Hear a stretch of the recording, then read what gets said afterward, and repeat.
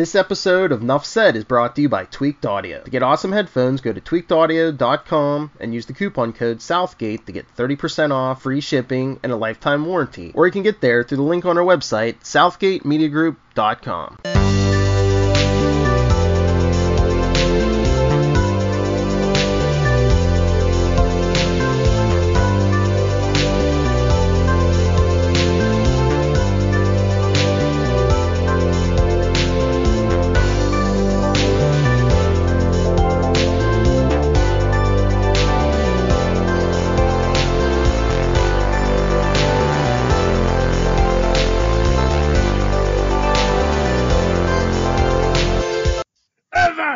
Hearties, yes, salty land lovers, welcome to Full Stream Ahead. I'm your host, Charlie, the Professor Esser, and with me, as always, is my skinny rich friend, Mozz. Hey, Mozz. Oh, Mozzie. It's the end of the road. It's Season 1, Episode 8 of The Boys. Oh, boy. You found me, Mozz. You found me. That's our title. You found me. The season finale time. Questions answered. Secrets revealed. Conflicts conflicted. Characters exploded. And so much more. Our director, of course, is the excellent Eric Kripke. He did last episode too. No, actually, where was he a writer? I don't know. Kripke's great. I do Officer Kripke. Crap you. Yeah, Crip you. Crip you, Eric Kripke. To me, right now, I'm calling you my hardest working man in show business this week. He also did the develop by, so he's the guy who made all of this a reality. I'm getting the sense that overall for the show, that guy is going to be who takes it. Yeah, I got a feels. We'll talk about that at the end of the show. Yeah. But in the meantime, our writing credits go to Ann Cofield Saunders and Rebecca Sonnenschein, who is my Sonnenschein, my only Sonnenschein. Makes me happy when skies are gray. No, both Rebecca and Ann get our written by credits. Of course, Eric Kripke is getting that developed by again. And Garth Ennis and Derek Robertson get our based on the comic books by credits. Oh my goodness, what an episode. Now, of course, those of you who listened to last episode, you may have thought we already reviewed this episode because we pretty much mushed the two together. The penultimate episode, Take a Drink, and the ultimate episode got kind of mixed up in me and Mozz's heads.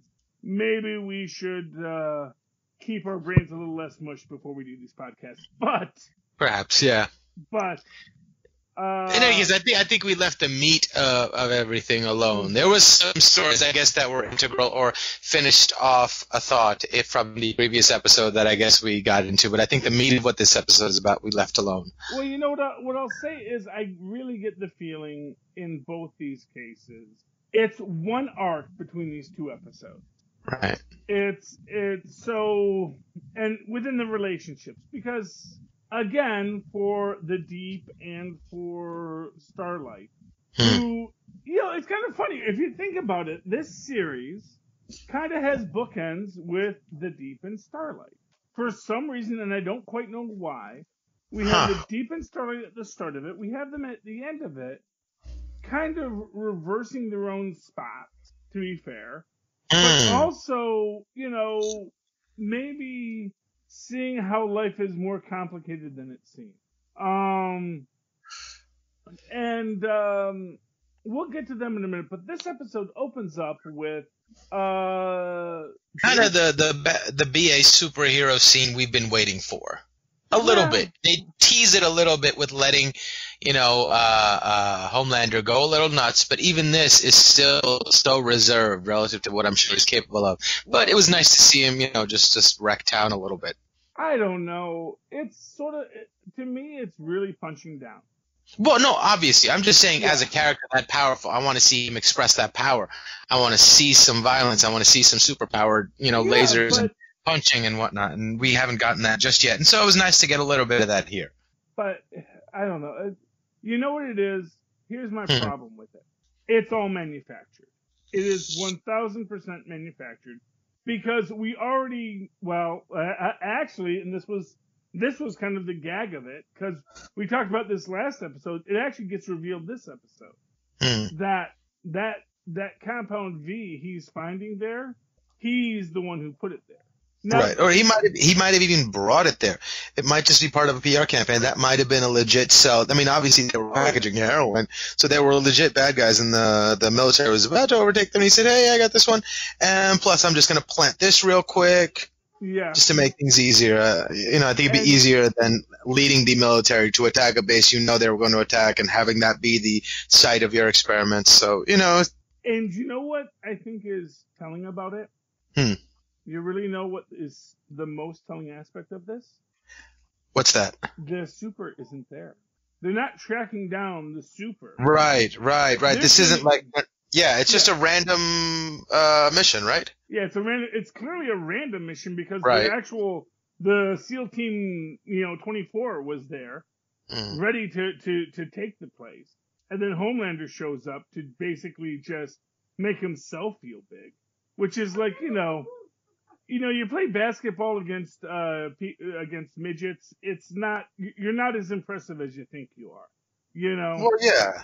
And that's essentially what he's doing. He's playing basketball against midgets, and right. I'm not saying that it's anything to be lauded as showing character or anything. I'm just saying it's cool to see a bad guy do bad guy things. Well, fair enough that he is being a bad. So if we're on the page, he is the bad guy. So if we do accept that he is the villain of the piece. Oh, without a doubt. He is the big threat. He is the big baddie of the entire show, and the universe is coalesced around him in a way, out of fear, placating him with whatever they can to get him to stay calm. Yeah, I guess I get that. I guess to me, it's kind of the madness of King George. It's the idea of, we have a mad king who basically, fell bass-ackwards into power. And now all we have to do is be desperately afraid of him unleashing his wrath. Honestly, not to get political, but I kind of feel if this stuff wasn't written like, a year in advance, I'd say, man, this is some great political satire. And this is probably I've seen that scene before, Tristan. It's Jar Jar Binks coming out as the actual. Anyway, non sequiturs. But if this stuff hadn't been written like years ago, I would say this is the most clear political satire of our current situation, of people just placating an omnipotent baby in their minds. As what we see here, because this is, like I say, it's bad, especially when taken as a whole. Because even at this point, because this is the thing, the big scary reveal that we actually talked about last episode, where we find out that Homelander was the one distributing the drug, distributing the compound. Right. We thought that happened last episode. No, that's not true now. So many things happen this episode that really define where we're going. And among the things that define where we're going are the deep, after being sexually assaulted in the last episode, and coming to his own rock bottom, and doing the whole shaving his body, shaving his head, and then regretting it, and then just feeling worthless. It's powerful in its own way, I thought the way it was acted was wonderful too, where he's sitting there and it really seems like it's an idea that just happens. There's one of those weird sparks you get when you're in a stifling situation and you get really uncomfortable and you have like the wildest, craziest thought in your head. You don't do it, but it pops into your head out of nervousness. What if you were to do this, or and you see that moment land on his. He just goes with one quick swipe, and then he immediately regrets it, and then hates himself more for being so weak to having allowed that to happen, and then just goes all in. Oh, it's such a beautifully, beautifully acted moment. Here's what I'm going to say. I don't know how many seasons they're going to do with this. But I do wonder if they're going to build out a redemption arc in some way for the Deep in this. Like, as I said last episode, how dare they make me feel so much pity for this guy? Yeah. But I wonder if, so, as an example, one of the things we get in this is, of course, Starlight coming around to being a hero. And and this idea that, you know, it doesn't matter. And I really feel like so much of this is people that didn't ask for superpowers, but that have them and being told what they're supposed to do with them. And, you know, honestly, it's real interesting that they haven't had a supervillain up until now, but I'm guessing that a lot of beings are culled early. If you understand my phrase on that, that basically a lot of people that were a real threat were dealt with quicker. And it's only Homelander's basically randomized trials that are creating things that will be actual threats for everyone, that could actually scare people, that could actually put us on the brink of an Armageddon again. So it's kind of like they were so careful with their planning and rolling out of the experiment that they were careful never to let risk be too high, except in his case. And now he's taken everything out of the bounds of their control schemes, and they have no idea what can happen now. Exactly. Now we might see the full expression of the Compound V. Essentially, he has been an unknowing Ethel Rosenberg. You know, he is basically he took the atom bomb that Vought had in its little cell as if it were the formula for Coca-Cola. And, you know, of only 2 people will know half the ingredients kind of situation. And then just, you know, handed it out like candy. And now we're in a superhumanly empowered world.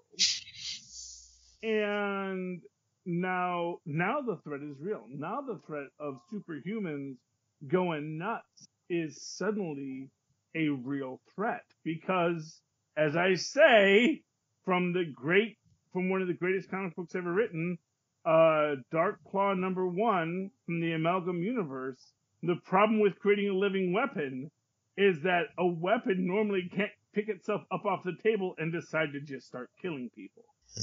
And essentially what they did was they created a living weapon, and the living weapon got bored and decided, you know what, I want other living weapons to play with. I want ones that I can wrestle with, because I like to wrestle. And, you know, Queen Maeve, who is as close to an equal as he has, you know... I don't know about that, because didn't she break her arm holding up a bus? You know? Well, I don't know. How big is a bus? I mean, I feel like it would be like Pinky's worth of work for Homelander, no? I don't... Well, you see, that's always that thing. He has laser eyes. So and he's like super strong, right?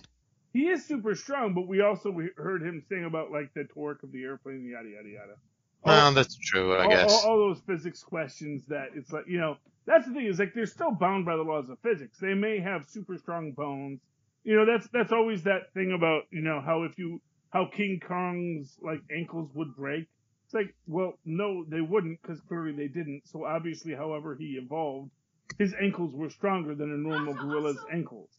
Right. Continuing to that, people say that Godzilla can't be true because the weight of him would kill him. Well, exactly. It's the same idea.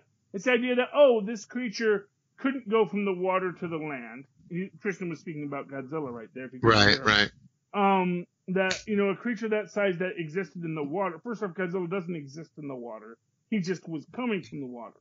But the idea that because he is a water creature, he couldn't come onto land and have his bones be strong enough. Unless, you know, part of its life cycle was to do that, you know? Right.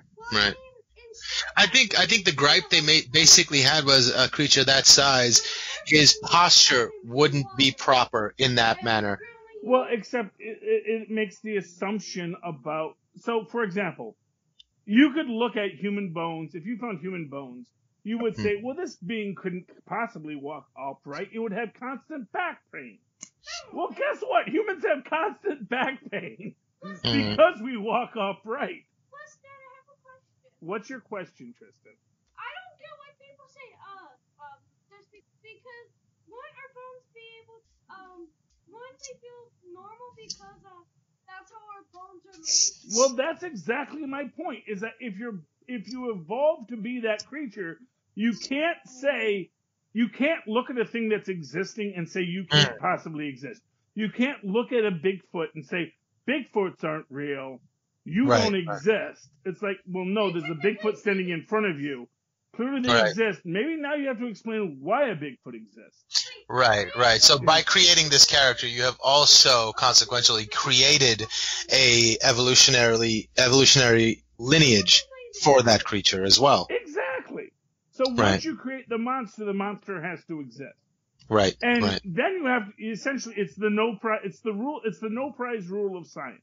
That you can't look at something that's existing in front of you and say it doesn't exist. And I mean certainly you can say, well, maybe people hallucinated or maybe it was mass hysteria. Fair enough. But when it steps into your lab and it's the freaking, gray alien, now you're going to say, well, I guess you're a green alien, a gray alien, and now we got to discuss what that means for everything else. Right. Yes, Tristan. I feel like in the Mandalorian thing, I think I would be. Okay, Tristan definitely wants us to talk about Mandalorian. So I definitely think after we do our little sorbet of the Black Mirror, I think we should go into the Mandalorian. I'm with it. Let's do it. Okay, so we're going to do a quick sorbet of the Black Mirror, and then we're going to go right into the Mandalorian after that. Okay, but back to this episode. Oh, no, it's okay, Tristan. You're a part of everything, as you always are in my life.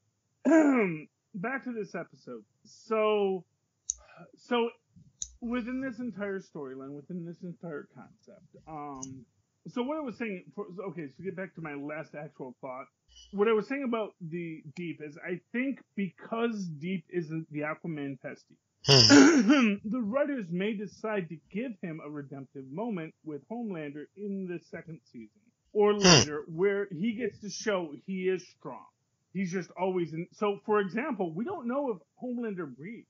We've never seen Homelander in space, as an example. Which means you get into the water. And, of course, it's like, oh, heat vision. Well, that's not going to do much in the water, dude. It's like when you shoot bullets into the water, the waters put so much resistance on the bullets, they're basically useless. Right. And there's lasers that can operate underwater, I'm sure. Well, yeah, but to shine a light on something, yes. But to be a burning cutting laser? I think so. Well, essentially what happens is the energy hits the molecules of that surface water and they immediately evaporate. And I don't know about that. If there's enough of a concentration of it, I think, because they have like these torches that cut metal underwater. Oh, yeah, but that's actually a different kind of torch. That's a magnesium. Right, so I can imagine they have. So essentially, if Homelander is underwater, and that's the trick. If Homelander is underwater and right next to the Deep, he could certainly laser eye him. But if Homelander goes underwater and the Deep is behind him and puts him into a half Nelson, right, or a full Nelson, you would need to do a full Nelson in that situation. Right. If the Deep underwater is as strong as Homelander and then can swim, it's when you put your arms under someone's armpits and then put your hands behind their head so that you're holding them down so they can't move their arms, and then swims them underneath the water. It's a classic bully move. Oh yeah. It's it's an actual wrestling move. Of course, but it's a classic bully move. Well, but it's also it's a perfectly legal hold. Don't tell me a Nelson is not a legal hold. Okay. Well, most certainly. That's not a chokehold. That's not even a sleeper. That's just a perfect submission hold. I've even recently discovered that there's something as a quarter Nelson. Who'd have figured? I can't even imagine what a quarter Nelson is. I remember looking at it and I was like, oh, that kind of makes sense. I guess it is kind of a quarter Nelson. It's like where it's from. I don't remember exactly what it is, but it's something from like the front, but it's like one hand. Well, it's from the side, sort of like you do it like the arm around with the other arm under your own armpit and sort of kind of like pushing it back. So it's kind of like yeah, I can see that. Yeah. Something like that. I don't remember exactly what it was, but I remember seeing, oh my God, there's even a quarter Nelson. I wonder if there's an eighth Nelson. It makes you wonder who Nelson was, because this guy was apparently one of the greatest wrestlers who ever lived. Very clearly, yeah. Nelson. That's probably why they named the bully in The Simpsons Nelson Muntz. I'm going to go out on a limb on that one. Anyway, so I think you might get a moment. I don't think he's going to beat Homelander, but I think he's going to be integral into whatever defeat might come to Homelander. See, I think people like that, the only redemption that is usually afforded them is to sacrifice themselves and make that play in order to save somebody else, and then maybe we can have redemption for him. But it's not going to be something that makes him grow or keeps him around. He's got to like give in order to get redemption. He can't do well and feel good about himself and get to live with that. That's not the kind of redemption I think that's in store for him. No, and I agree, but I think the maybe caveat to that is he's aware that's the only redemption he can have. That when you are a being who is so separate from humanity and knows how dead you are inside, that the only way that you can actually say I have worth is to sacrifice yourself in that moment. Not to be, so many people kind of maybe even think that when they make a bad decision about their lives. But, so certainly if you're thinking about doing that, please call a hotline. Unless you're a samurai, then, do what you got to do. Well, I'm kidding. Unless the Emperor of Japan declared you a samurai, you ain't a samurai. Okay? I'm just saying, you're not a knight of the table round unless King Arthur freaking put Excalibur on your shoulder for 5 minutes, Let's call a shelter having an entrenching tool. I can say I'm a professor all day long. It's a meaningless honorific. I don't call myself a knight or a samurai, I don't call myself Charlie the Samurai Esser, because that's an honorific that has some weight behind it and has meaning. Right. Unless the Japanese emperor has decided that I get a feudal domain of which to rule as a warlord, I am not a samurai. I am not a shogun. That's the Emperor of China giving you that feudal domain. What's a shogun? It's essentially a Chinese samurai. What's a ronin?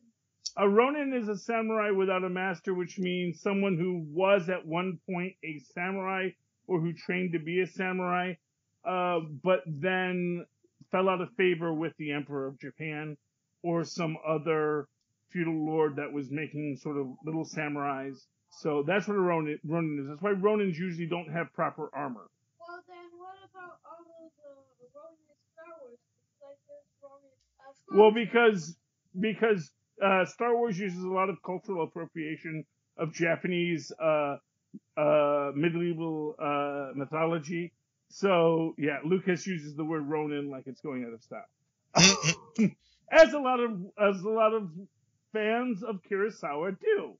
And to be fair, it's not even necessarily cultural appropriation any more than saying, he's a knight of something is cultural appropriation, because there's no knights in America, but, we've gotten that English mythos that is not relevant to a lot of people's history, but we're going to go play it into it, So, but anyway, that's that whole conversation. Where were we? The Deep's redemptive arc and where that goes. Yeah. And I think one of the scenes I thought was brilliant and I really wanted to talk about was the scene where Starlight confronts her mother. And she goes, mother comes in and is about to give her breakfast, and she goes, "What's Compound B?" That little hesitation, that tiny moment of recognition, and then the effort it takes to cover it up and continue on like nothing happened and make the waffles. It was so perfect. And that woman is a phenomenal actress. Ann Cusack. That's, and I love that scene because she's such a great actress. That scene felt really, really real. And then when Starlight storms out, you get, what you think is going to be the rote obligatory scene where no Annie, but it felt real. And like unlike in most other shows, you don't just stop. She chased after her, went to the door, and would not stop calling for her to come back. So it didn't seem like she was saying Annie because the lines told her to. It really felt like she was begging for Annie to come back and continue the conversation. I thought that scene was great. And I thought Anne Cusack was perfect in that. I mean, to be fair, there's a conversation to be had, and there's a real story here, which is that, I made a choice because I had to make a choice. Someone said you could have something more, and I was a person in dire straits, and it's not like they were saying it. First off, I doubt there was a full disclosure, at this. Because never know. This is probably, well, actually, I mean, you have to jump it ahead now because she was probably born in like late 90s. So there probably were proper. Well, in our world, there's proper laws about what you have to tell someone about before you give them an experimental drug. But in this universe, who knows? It's like the Watchmen universe. They never passed another. Yeah, but technically that drug doesn't exist, so there aren't any laws to govern its implementation. Well, there again, yes. So it becomes very.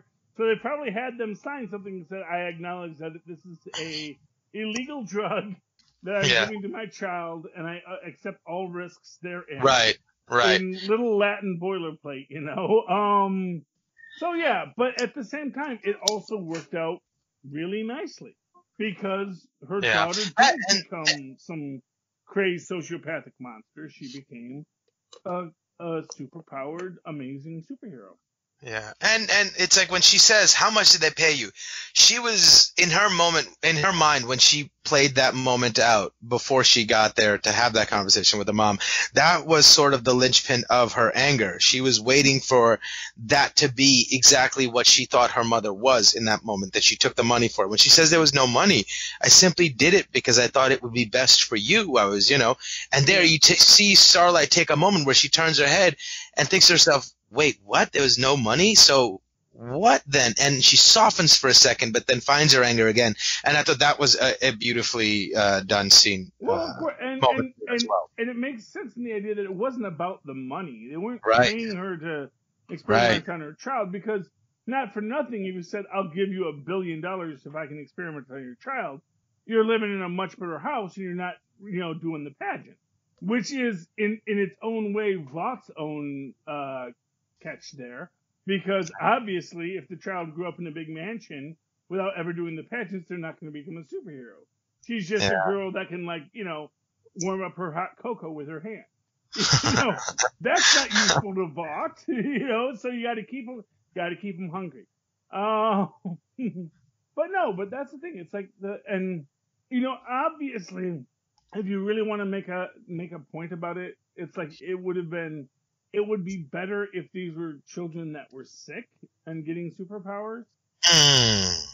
But that's not the case, because obviously, you're not going to run the risk of giving a sick kid this stuff that might kill him.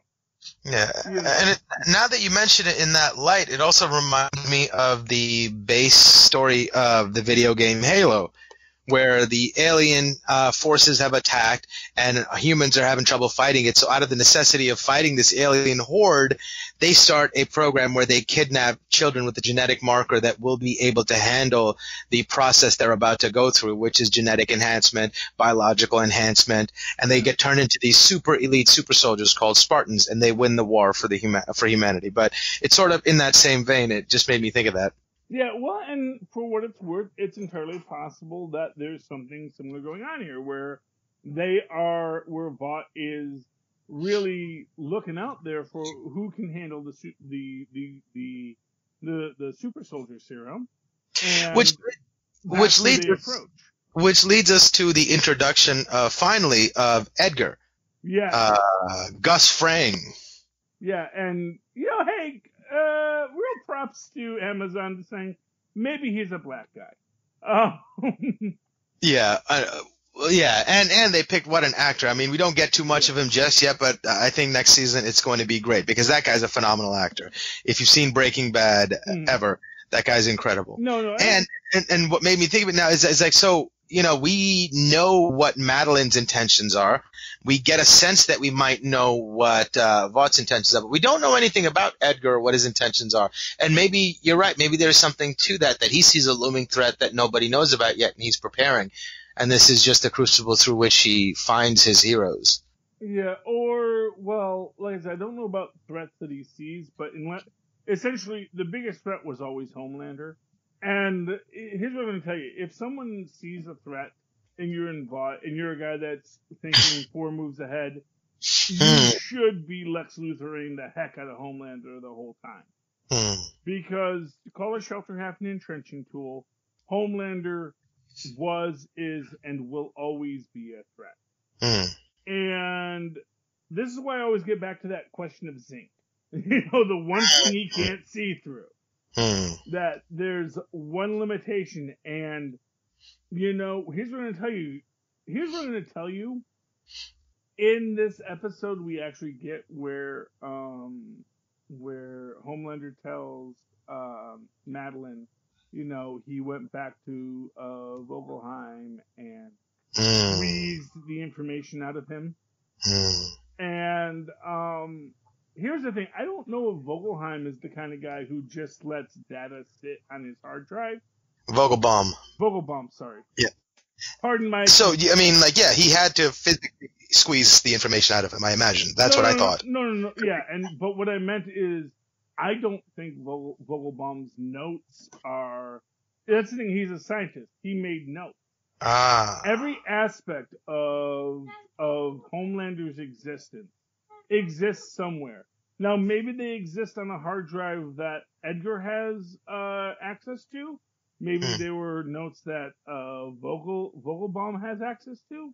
But at the end of the day, there's notes on Homelander, including what might be his weaknesses. And they make this point and here's the thing.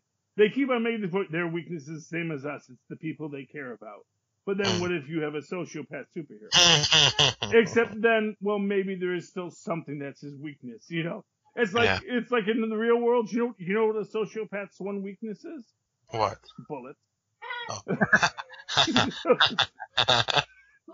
It's bullets, my one weakness. Well, knives too, Tristan. Yes, thank you for correcting. And that's the thing. It's like here's the thing. In order not to basically murder a too powerful soup once you create one, the impetus has to be, well, how will we murder it at some point? Now, I could be overthinking it because I do think like a supervillain. Just like I always used to say, you don't build a building without thinking about how you're going to take that building down someday. I think the clones will beat the stormtroopers. The stormtroopers can't shoot straight. The clone troopers seem to have a really good skill at shooting. Anyway. Okay, Tristan, just watch your show. No, it's okay. I can't talk about 2 shows at once, Tristan. That's the only problem. When we talk Mandalorian, you can hop back in. Anyway, but I think from there we can go to the boys in their little hideout. Yes. And that storyline. So Butcher takes Huey with him, and somebody gets the drop on the rest of them. Well, yeah, and Butcher basically gets the information that that Vought wanted them, and the DOJ said fine, which is politics as it is. I'm not even going to say it's unrealistic because, it's, whatever. They've decided they're going to go this route. Honestly, I think here's what I'm going to say. And again, just because I have a supervillain mindset, I got to say that the CIA isn't worried about Stoops prior to this moment, or everyone got scared just because Mallory's kids got torched. Honestly, I got to think that, people would be way more invested, that the government is going to be way more invested in this conversation prior to this, but then maybe the government's run by, basically a bunch of dumb guys who Right. gets lucky into running a country, rather than actually being a supervillainous organization dedicated Or- to ruling the world. Or they just collected the most money from donors, or won the contest to pretend to be the one in control. Well, yeah, it's, control is relative. And again, like I always say, here's what I'll say. It's like a guy like Homelander, you wonder what would happen if that entire, SEAL Team 27 decided to just say, no, Homelander, stand down. We're running this out. And he decides to fight them. And yeah, he might be able to laserize a few, but, a dozen well-trained soldiers, he's bulletproof, but then again, what kind of bullets do these guys have? It's all these kind of, like, more complex questions that if we knew we were going into this fight, what would we have? Would we have something sort of like when they make the hypercarbide bullet to pierce translucent skin? Now, granted, they shot it because they were idiots, because they didn't cover him with paint first so they could actually aim it. Because he's in a cage, it wouldn't be that hard to shoot it at him if you knew where the heck he was. And then the fact that it reflects off of stuff is just ridiculous, because it shouldn't have. Because it's going to be harder than anything in that room, unless steel is actually harder than translucent skin, in which case, just shoot him with a freaking, full metal jacket, and then we're good. But anyway, I digress. That's going back to earlier in the season, folks. Go back and watch it. It's fun. I think it was episode 2. Was it episode 2 where they blow up translucent, or was that still in episode 1? I think it might even have been episode 3. I gotta think they blow up translucent. We're only 8 episodes in, Mozz. They covered a lot real quick. Yeah, that's true. one of the reasons why we blended these last 2 episodes surprised together. when they killed him, because I was like, hey, that's a really, really interesting and fun character. That's what I was like, and he was there for a while, so I was the idea that he could die had sort of dissolved away from me. That's why I think it might have been more than 3 episodes, or more than. At the end of the day, he's kind of just, I think League of Extraordinary Gentlemen came out first, where they did the Invisible Man in a similar way. Although, to be fair, the original H.G. Wells story actually does look at that idea. What if no one could see you and you could do whatever you want?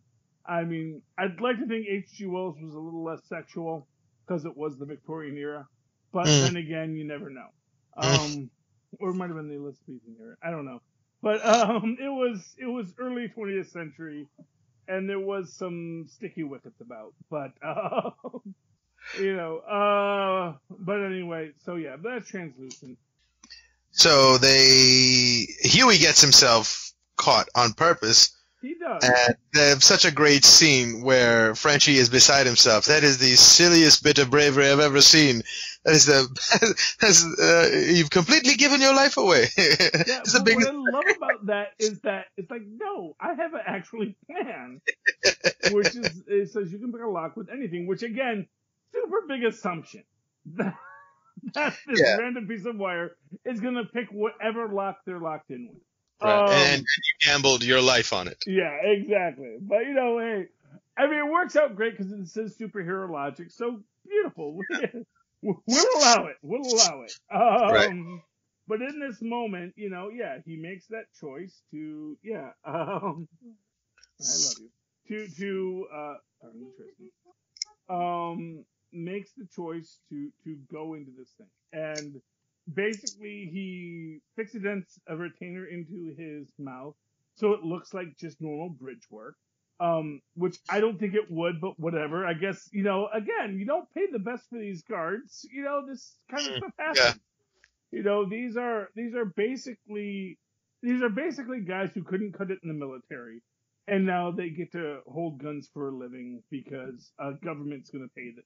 Well, not a government, but a company's going to pay them to hold guns, and probably dock them hours for vacation time. So it's like Vaught's not pulling in Union troops. Right. That's what we got to remember about mercenaries. They ain't Union. This ain't the Star Wars universe where there's an entire guild to handle the bounty hunters and the mercenaries. These are people that are basically washed out of the military, got hired by Vought to be their shock troop.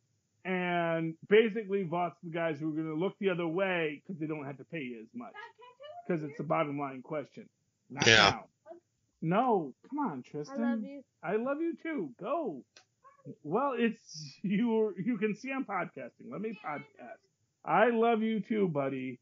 I don't mind hugging you and telling you you're loved and all that kind of stuff, but we're in the middle of the podcast. Yes, especially when you want to talk about what you happen to be watching on a show that no one else is watching right now. Anyway, moving right along. So they let him get in with the thing. They have to punch the thing out of his face because it's comedy. That's the only reason for it. Right. I don't know how strong Fixodent is. I know you can fix it and forget it, but I also happen to think that I've seen Fixodent because my mom had dentures. I don't think it's nearly that impressive. But they do knock it out of his mouth, and then they have the retainer, and they can do that. And again, I don't know why punching him would have necessarily knocked it out of his mouth, but okay. I'll allow it. I mean, it's like the tool only knows what it does, right? So he knows how to punch people, and he's like, hey, I think that might work. Yeah. I know how to do this. I know how to punch someone. Well, there you go. And fair enough, it worked. It worked. And then the other tool knows how to pick locks, and the tool knows how to show up and be completely unassuming. And of course, that's the real story, is that Huey's power is he is the real Invisible Man. Because it took everyone so long to remember, oh, that's who that was. Because he can just walk right in. It's the old, this was always my big anger point with Michael Bay's Transformers. When they made Bumblebee a Camaro. Yeah. Because Bumblebee was a Volkswagen Bug. And a Volkswagen Bug never arouses suspicion. Because it was a car that could be at pretty much from any era. And you'd see a bug and you'd go, oh, look, it's a bug. And then you'd walk right past it. You wouldn't think anything weird or nefarious about a bug. And you wouldn't think it was out of place anywhere you went. Because a rich guy could have a bug, a poor guy could have a bug. Bugs were just things that existed. And then they make him a Camaro, and the Camaro was immediately going to attract your attention. And no way in the world is the Camaro the cheapest car on any lot. I'm just going to say that right now. But Huey is the Volkswagen VW bug of, which you doesn't say Volkswagen VW, but yes. He is the bug of human. And you don't think anything weird when you see him, because he's just some dude walking in. He's not physically intimidating, so he's not like Mother's Milk walking in and say, who's that large black man? Or, not to get political, but, or like A-Train out of his costume in crutches, being under suspicion of stealing something. And that's a great scene, by the way. Yeah. I mean, just to emphasize the weight of who these people are and why they're so desperate. Yeah, that and to make it a point that how badly being the best is important to A-Train, that without his powers, without his notoriety, he doesn't get the respect he should. Well, exactly, and you wouldn't, and that's the truth of that thing. I mean, I know that they break very much from the comics, and this is the thing. One thing the Incredible Hulk TV series from the 70s and 80s taught us is that if you break from the comics and you tell a good story, no one's gonna mind. That's the one thing I'm kind of learning in this later half of the first decade of the 20th century. For all the internet outrage out there, when the story is good, people will, even the trolls can't argue, and that I think is the most fascinating aspect of the whole story, is that when the story is good enough, the trolls can't argue. And, I think that one of the aspects with A-Train is that, yes, he is so desperate to keep what he has. Because he is, he's basically a Major League ball player who... Right. And it's like, and here's the thing, you can be Reggie Jackson, who can start at the top of his career and then slowly work his way down. And Reggie Jackson, by the end of his career, was not doing as well as he was at the start of his career. But he had a really long career, as a pro ball player, And I think Bob Uecker, who played with Reggie Jackson, used to say, it's like, we actually, Reggie Jackson started with higher stats than me, but we both wound up at the same place. But that's a long career for both of them, because they both basically, Bob Uecker was a guy who was just, he had that long career as a guy, as a catcher, just that long career as a catcher with, middle of the road stats, doing just fine, continued his career, and Reggie Jackson was the superstar and then became the mediocre player, as all players do in time, because you can only be the best player for so long. Of course. And the idea for A-Train is that, he got to the majors, and now he's so afraid of being traded down to the farm team, especially as there isn't really a farm team that we've seen in this world. We haven't seen the G-Men. We haven't seen... Right. And of course, what you saw was he was part of the teen brigade, which means he was in the farm team with Mesmer and Popclaw, and he's the one that got called up to the 7. And what we see is that we don't see the G-Men. We don't see a new teen brigade. We don't see a farm team for the superheroes, which is really Vought's problem. But again, at the same problem, every time they create a superhero, they run the risk of creating a supervillain. That is their basic problem with this, is that it's an unsustainable model. I mean, and basically that's the problem with created superpowers. It's an unsustainable model if it's not a one-shot and super soldier done. It's like Captain America, one shot and you get a super soldier, and it's great because he's a reasonably leveled super soldier, and you could make everyone a super soldier, and then it's not so much of a problem. But the idea that, we can randomly distribute superpowers, some of these guys are going to have, amazing powers, some of these guys are going to be stretchy, it's not a good business model for Vought. Now, they've managed to find a way to work this niche into a profit margin, but it's like Netflix. It's always teetering on the edge of oblivion. It's a great idea until someone steals it. And what they never imagined was that freaking Homelander was going to steal it. Right. And Homelander said, here, you get some Compound V, and you get some Compound V. Everyone gets Compound V. And then we're going to see what happens next. And we will see what happens next episode, whenever that drops in 2020. But in the meantime, of course, Butcher tries to exploit Homelander's weakness. What he thinks is one weakness, but he doesn't realize he's dealing with Kaiser Soze. Well, he doesn't realize he's dealing with an actual sociopath. Right. Because you remember in The Usual Suspects, Kaiser Soze, the myth that Verbal Kint tells in the FBI's office is that the bad guys came into his house and held his family up to gunpoint and said, if you don't give up your territory, we're going to kill your family. And he takes out his gun and shoots his wife and his 2 kids in the head and says, now what are you going to do? Yeah. As an explanation of how crazy and insane Kaiser Soze was. Yeah, and to be fair, that's kind of the social pathology you need to be, it's an interesting question about the myth of the sociopath. The sociopath, I mean, it's an actual mental condition. Me and Tristan were having a discussion about the difference between sociopath and psychopath. I'm not sure there's a clinical definition, but I always felt that the central definition should be that a sociopath is, at its core, a human without human associations that is unable to, and I want to say unable, I will say unwilling to form human bonds with other humans, but that a psychopath is a sociopath whose inability to form social bonds stem from a psychological dissociation from reality.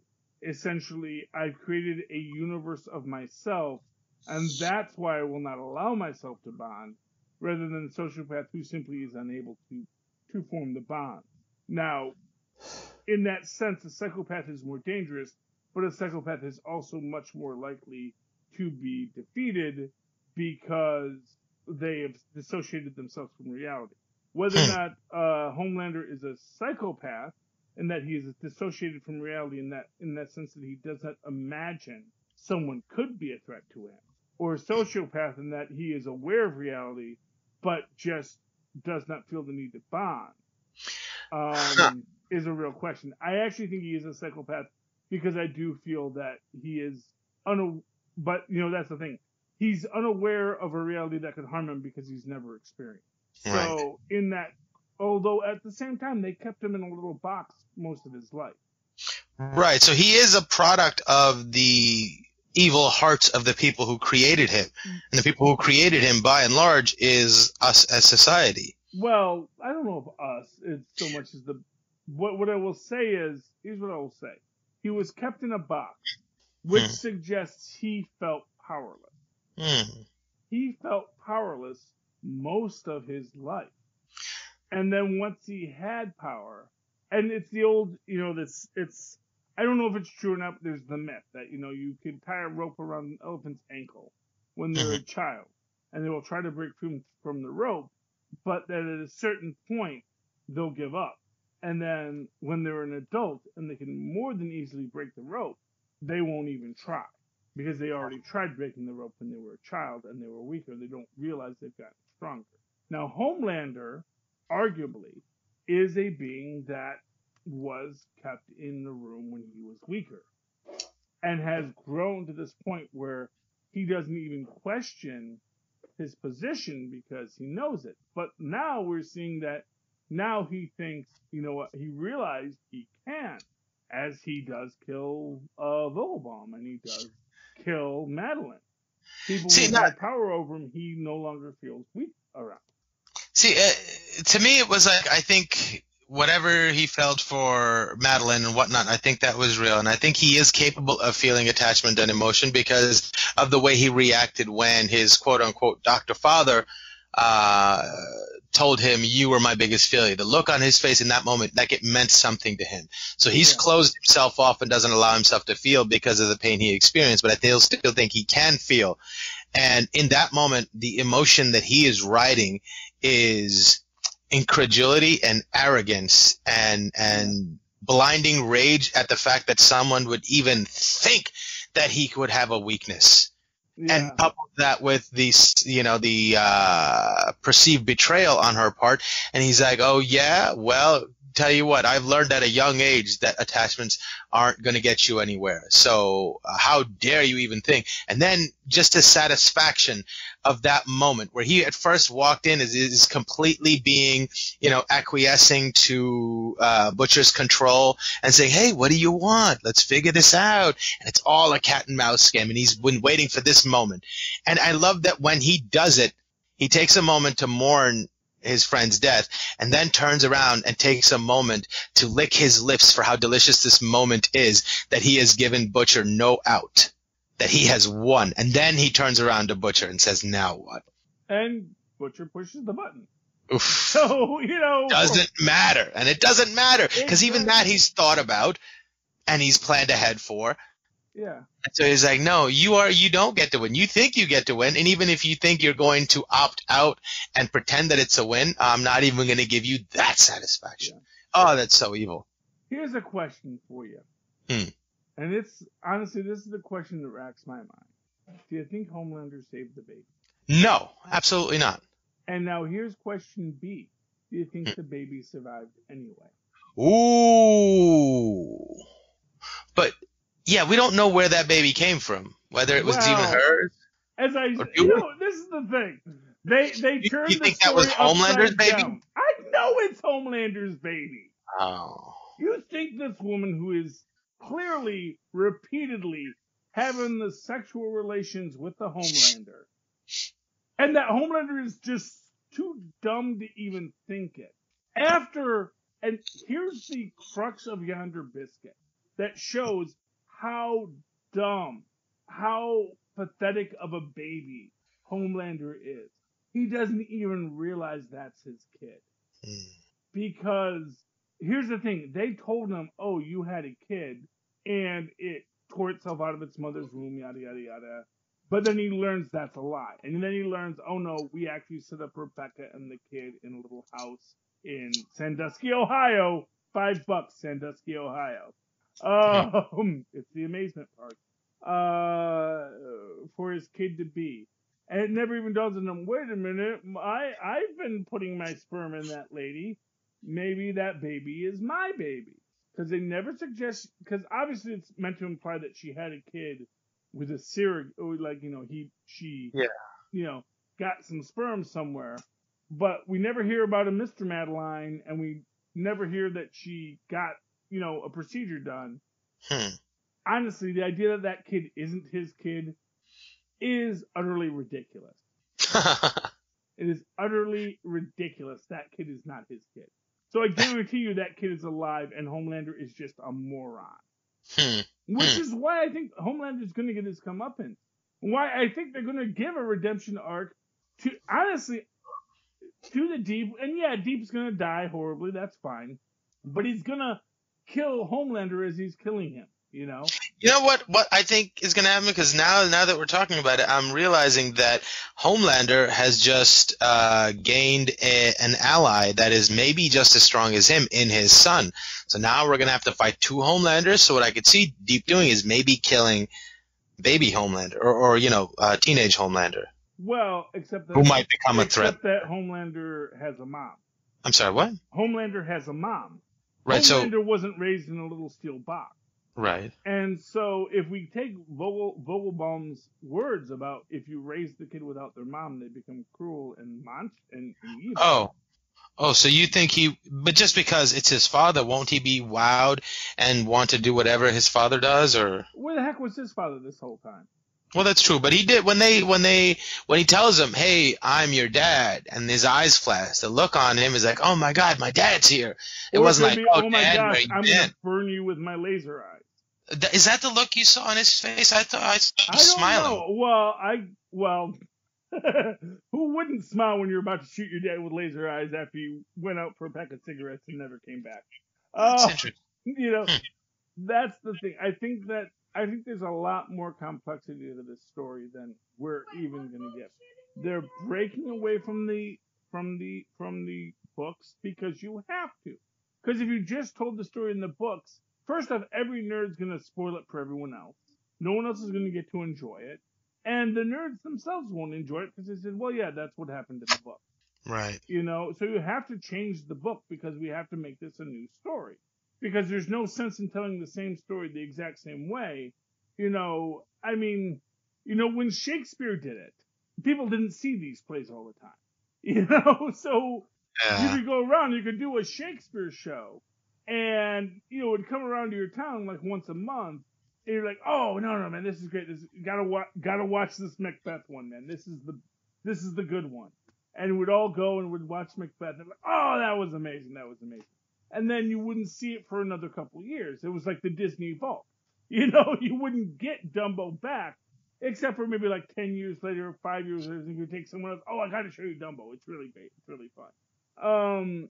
And so when you're adapting a product like this, you have to say it's not going to be in the vault for 10 years, and we have to get people interested in this, which means we have to take whatever the essence of the story is, develop it, but then tell a completely different story so that no one knows what's going on. We've got to hit the beats right away that people are expecting. It's like good jazz, If you're gonna play Twinkle Twinkle Little Star in a jazz motif, you still got to hit the right notes to let people know they're listening to Twinkle Twinkle Little Star. Indeed. But if you don't go off on a riff to let them know it's jazz, then you're just playing Twinkle Twinkle Little Star. Right. And that's the idea. You got to go up and down and do some scales and throw it in there and mix it up and play with the tempo, because that's the nature of jazz and that's the nature of storytelling. If you don't tell a story with some changes, it's going to get to be a boring story. No one wants to hear the story the same way every time, because not for nothing, we don't remember the story the same way every time. When you think about a story that's really important to you, and if you were to watch it again, you'd realize that parts that you thought were really important maybe weren't as important to the filmmaker. And the line that you thought was the important line, was a throwaway. And maybe because it was a throwaway is what made it sit with you. Sort of like where, well, to go back to Jessica Jones, where Patsy's mom is telling her to just throw the line away. When she says, and I'll never see 10 again. She says, every girl in that room is going to be doing a swoon. Throw that line away. And when she would throw that line away, that suddenly makes the line have more weight. Because if you did a big swoon on it, you wouldn't see it. But then when you go and watch it again, and in your mind, it's like, I'll never see 10 again. And you put the swoon in yourself, when you watch it again, you say, oh, she just threw that line away. But it still has so much meaning and so much weight. And so that's developing a comic book or a book or anything to a movie.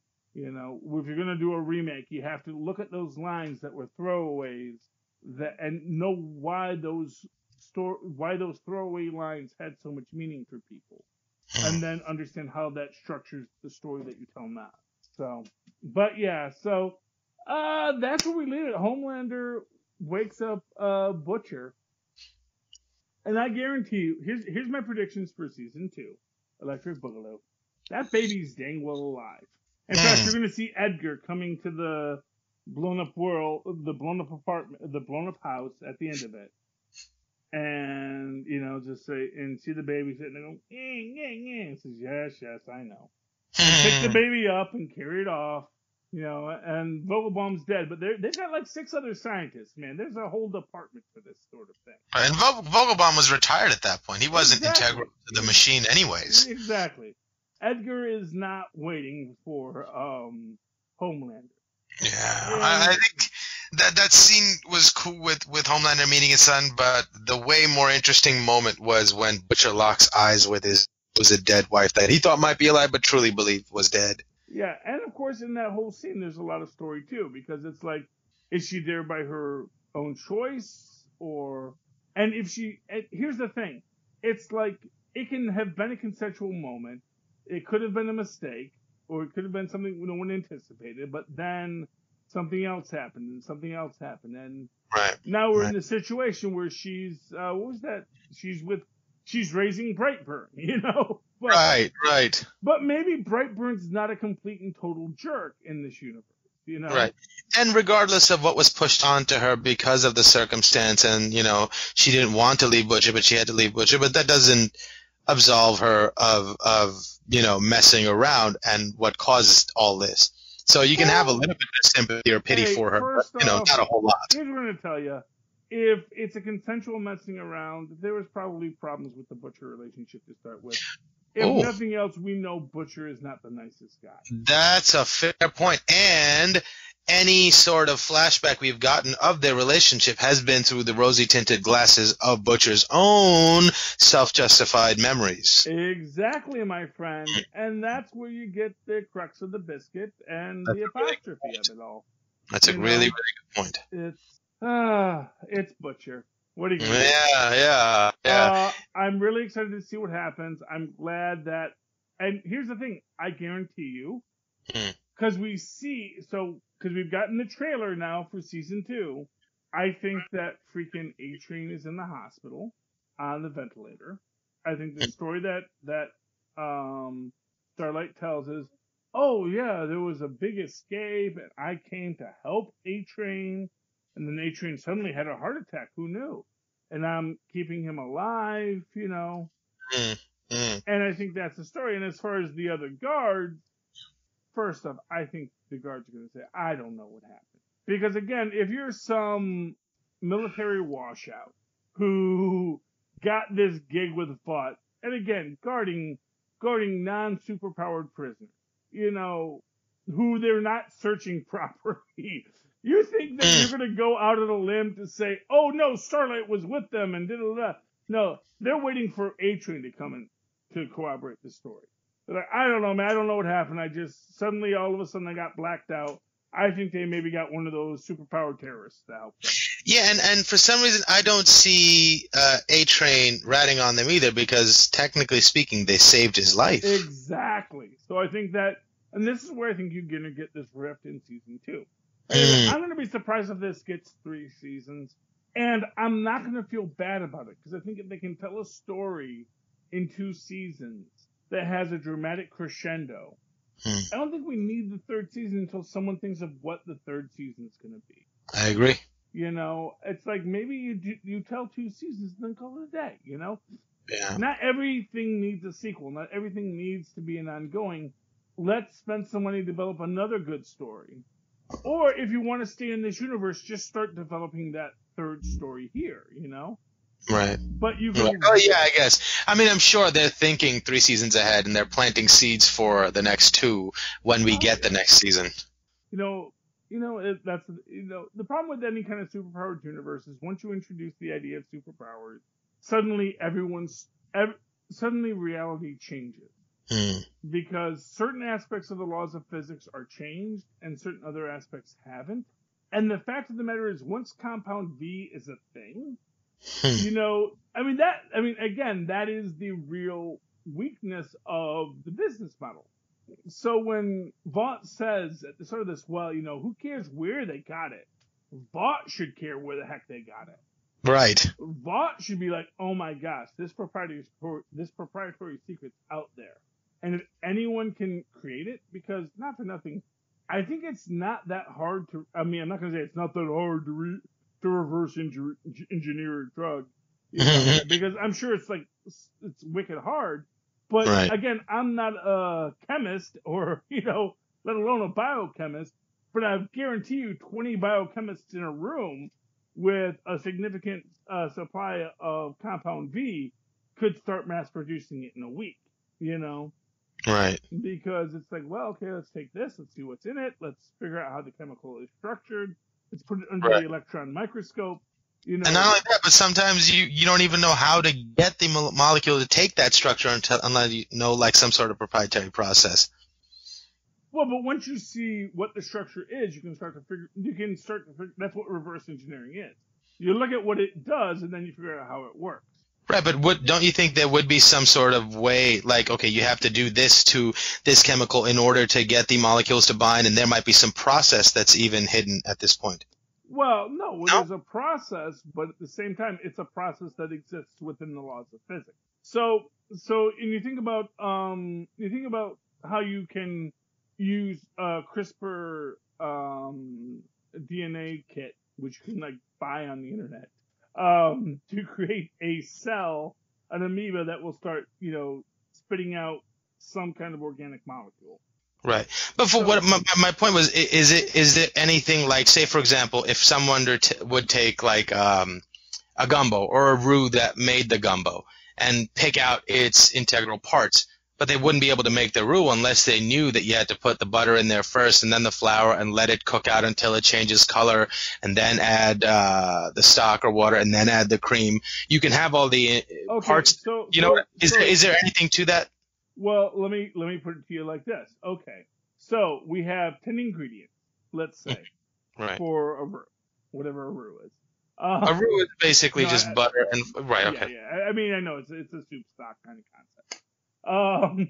So we have 10 ingredients that could possibly be in it, and there's an order in which it has to go in.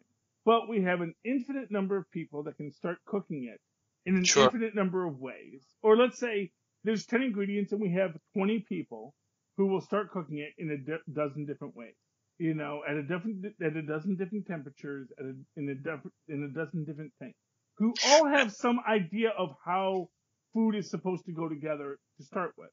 Right. And you're going to tell me we can't recreate Coca-Cola's formula? What? Why has nobody guessed Coca-Cola's formula? Well, actually, people have. They've actually. Not for nothing. It's Coca-Cola's. You don't make Coca-Cola. Because, simply put, because first off, no one's going to say it tastes like Coca-Cola if it's in a Coca-Cola bottle, unless it's in a Coca-Cola bottle. So when you make, Dr. Cola, or Sam's Cola, or whatever you're going to make. Yeah, or Shoutin' Mountain, which is the Sam's Club version of Mountain Dew that Tristan likes. Or Mountain Lightning, or any of the other groups. Actually, Shoutin' Mountain is the Stop and Shop version. Anyway, Mountain Lightning is the Sam's Club version. But you can know what's in it but because so much of the taste of Coca-Cola is the bottle it comes in, trying to make something that tastes like Coca-Cola will only taste like Coca-Cola. Whereas if you're going to make a cola drink, you're better off taking that basic cola formula and then making it slightly different in your own so that people say, well, actually, I like the taste of Sam's Cola. Or I like the taste of ShopRite Cola or Stop and Shop Cola or Dr. Cola or any other cola group that you're making it of. But not because that's really what it is, but just because it's easier to just make a knockoff that tastes different than to try and pass it off as the real thing. However, if your job was to make the real thing, I think making more Coca-Cola would not be hard. I hear you. Because it is literally just cooking several ingredients that you can determine with several spectral analyses, figuring out what order to put them in, and then make your Coca-Cola. And once you recognize the idea that the presentation is half of the taste of Coca-Cola, you can make something that could be exactly chemically identical to Coca-Cola, and then put it in a Coca-Cola bottle, and everyone said, well, that tastes like Coke. But that wouldn't be Coca-Cola to people, So as far as recreating this drug, yes, I guarantee you Soviet super soldiers or Russian super soldiers are going to be a real easy thing to get because, again, like one can point out, Homelander isn't that bright. And honestly, he probably picked A-Train because A-Train was desperate. In fact, I guarantee you him bringing A-Train into the 7 at the start was part of his plan. Wow. Which is that idea that I needed someone who needed to be here. I needed a partner who I could trust couldn't betray me. So, I mean, these are all, mark my words, these are all revelations we're going to get next season. I could see it. That'll make sense. Okay. Anyway, we're going a bit long here. We're over an hour for this episode. I think we were for the last one, too. These last two were pretty good. Yeah, well, they were really good. It's honestly, like I said, this should have been a 2-hour movie that you could just watch and enjoy. But let's talk about the final. So let's wrap up this episode, Mozz. With our hardest working people in this episode, and then I guess. Yeah. For this episode, I'm going to say mine goes to Starlight's mom, Ann Cusick. Yeah, but overall, for the show, I think you were right. Yeah. Mr. Kripke deserves the eventual nod for the hardest working person in this show. You know what I'll say, and here's what I'll say. Kripke may be a Stan Lee. He may be a guy who has a vision, or Thomas Edison. He has a vision. He gets other people to make it happen. That doesn't mean that Stan Lee and Thomas Edison weren't doing the work. Right, and to the point of how many great acting performances there were in this season, it has a lot to do with the director creating the environment for you to do that and then guiding you to find the decisions that character has to make to arrive at that scene. And a good director can cause a lot of that to happen. And for it to have happened so often in this show speaks to how good of a director he is. Yeah, or producer, yeah, because he's, right. As I always say, the producer is an artist whose medium is other artists. And so I think that gives Kripke a nice bit. For just some fun moment here, I gotta say I want to give a little shout out to Black Noir, the character. Just when he starts playing the piano, it's really lovely. The actor who plays Black Noir is an actor by the name of Nathan Mitchell. He's the guy in the suit. And I don't know if he's an actual, pianist, but I just love that scene. Pianist, the person who plays the piano. Pianist, yes. It's delightful and it's wonderful. I like the idea of just like we don't know who he is or anything about him. All we know is that he's got like a deep well of experience and cultural knowledge, and you wonder where it comes from or what he's about. But he's got so much that he knows, but he hardly ever expresses himself. I get the feeling he is kind of that. I get the feeling he is meant to be kind of counterpoint to the female, because we know how the female can't speak, and Black Noir doesn't. And we see how, they both have human-level powers, but at the same time, the peak of those both things.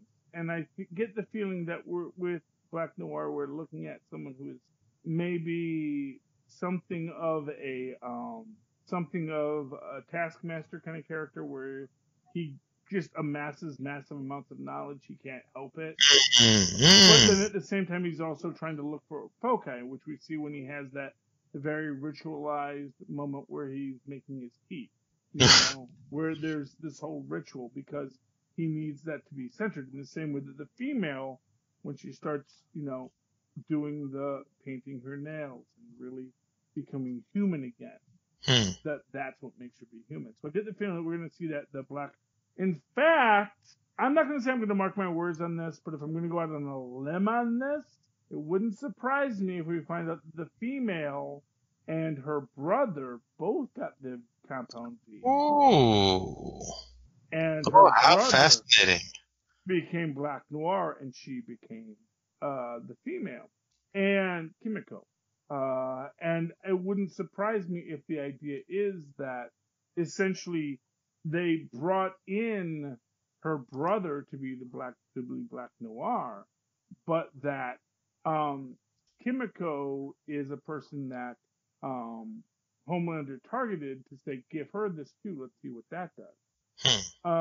That's a possibility, although we hear that Vought doesn't do it with adults, so it doesn't necessarily work out unless her brother was given the chemical as a child and just developed as a super advanced child, and then eventually got brought into the 7 when he matured, So there's ways you can do it, and then maybe it's not quite as random as it seems with Homelander doing it. But yeah, there's a lot going on in there. But I just gotta say, I love that scene. And again, that's not the actor, that's not anything, it's the scene, which again, I guess goes back to the writers of this piece, Rebecca Schonenstein and Kofo Saunders. And Eric Kripke just standing above everyone saying, make a good show. Make a good show, you guys. So I just gotta give that shout out. I mean, it's just a phenomenally acted thing. It's amazing what can you do if you have like $8 billion to dominate an entire marketplace as Amazon does. Indeed. Yeah. And you don't have to pay taxes. Yeah, when you're lucky, yeah. No. Okay, Mozz. So I think we're at Ann Cusack. She's amazing. Eric Kripke, I think, gets it for the whole show. I mean, I know I wanted to do a whole award show episode, but I don't think we're going to get the chance to do that. I have big dreams for these podcasts that. Right. I think we covered all the big ones, all the important ones as we were going along. Yeah, I think everyone got a shot at it at some point or another. Huey may never have, but that's why he's the Invisible Man, and that maybe is why Huey, who plays Huey, Jack Quaid, may really be the hardest working man in the show, because as the Invisible Man, he's never seen. But, well, not only that, but sometimes you need a piece of bread for the burger to work opposite of, so you can notice how good the burger is. Exactly. So he's kind of like the straight man that everybody gets to have this wild character and still have it be somehow grounded in reality because there's a real character standing next to them. Exactly. Okay. We've done so much here. This is just such a great show. I can't wait for the season 2 to just start. I don't know if we're going to cover it or not. We may be onto a completely different show by the time the boys come back. But if it does, I think we should